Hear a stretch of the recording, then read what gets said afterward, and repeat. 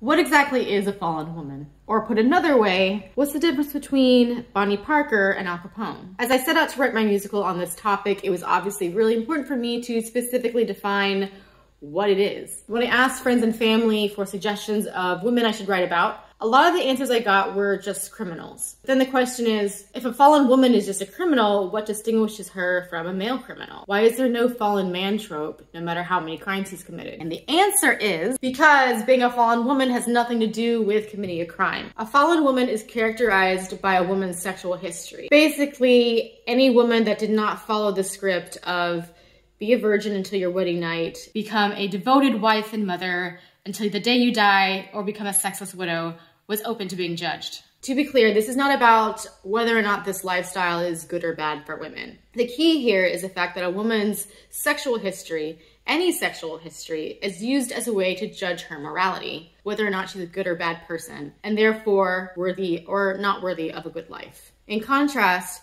men's sexual history is either seen as healthy or not even worth mentioning. For example, Bonnie Parker. In any literature you read about Bonnie, it's always mentioned that she's a nymphomaniac, even though we don't actually know that that was true. But the key being, it's mentioned as a way to explain how she became a criminal, as if there's some intrinsic link between her sexuality and her becoming a murderer. In contrast, Al Capone's sexual history is not even part of the story. You see this same narrative played out again and again in the fallen woman trope. Over time, this definition expanded to include women who were educated, led public lives, eccentric, or just not under the protection of a man, or not even under the gaze of just one man, which is why actresses and dancers were included. But ultimately, it all led back to her sexual past, whether real or just assumed. A vital part of this trope is that the fallen woman has an unfortunate end. Her narrative was shaped to serve as a cautionary tale to keep women and girls in line, so obviously she can't live happily ever after. In the archetypal story, she gets what she wants at some point, but we know that can't be the end because we're awaiting her punishment. Furthermore, we also like to distinguish which fallen women are worthy of our pity and which are not, which I will get into in another video.